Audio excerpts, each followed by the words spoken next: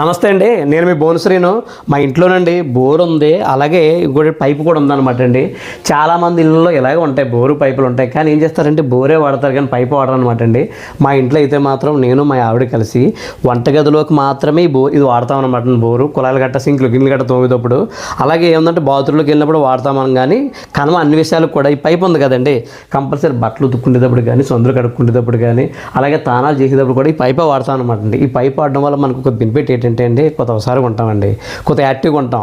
అలా కాకుండా ప్రతిసారి మనం ఈ పంపు మీద ఆధారపడిపోయి అనుకోండి, రేపు పొద్దున్న ఏమైనా ఒక కరెంట్ కంప్లైంట్ వచ్చి ఒక వారం కరెంట్ లేదనుకోండి, తల పీకేసుకొని రోడ్డు ఎక్కేస్తాం అనమాట. చాలా ఇబ్బంది పడిపోతాం. కాబట్టి అత్తమాలు మనం పంపు మీద బేస్ అయిపోకూడదండి. కాస్త ఇప్పుడు మనకు ఒళ్ళు తగ్గాలనుకుంటే అత్తమాలు పంపే వాడితే ఒళ్ళు ఎలా తగ్గుతుందండి? పోనీ ఒళ్ళు తగ్గడం వదిలే నీరసంగా చూస్తాను, కొంతమంది చూస్తాను చాలా బద్ధకంగా నీరసంగా ఇలా ఉంటారనమాట. అలా ఉంటే ఇలాగ ఉంటుంది అనమాట. అలా కాకుండా వాడుకోండి. ఈ పైపు ఉందా, మేము అస్తమానం మా ఆవిడ కలిసి బట్టలకు దాని మీద నీరు కొట్టుకొని బట్టలు తుక్కుంటాం.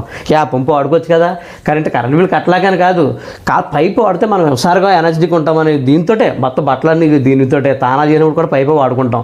ప్రతి దానికి కూడా మేము పైపు వాడుకోవడం వల్ల కొత్త ఒకసారి ఉంటామన్నమాట అండి. లేదంటే నీరసంగా మొద్దుగా ఉంటాం అనమాట. మరీ మనం కరెంటుకి ఈ పంపులకి బానిసలు అయిపోకూడదు. మ్యాక్సిమం కొంత ట్రై చేయాలన్నమాట. అలా కాకుండా అత్తమాలి దాని మీద ఉన్నాం నీరసంగా మొడ్డుగా తయారవుతాం. ఒళ్ళు కూడా వచ్చేద్దాం. ఒళ్ళు తగ్గలేదంటే మనం సుఖపోయే పనులు చూసుకుంటే ఒళ్ళు ఎలా తగ్గుతుంది, కొత్త ఎలాంటి పనులు చేసుకుంటే కొత్త యాక్టివ్గా ఉంటాం, ఒకసారి ఉంటుంది అనమాట. మీకు అర్థమైందని అనుకుంటున్నానండి.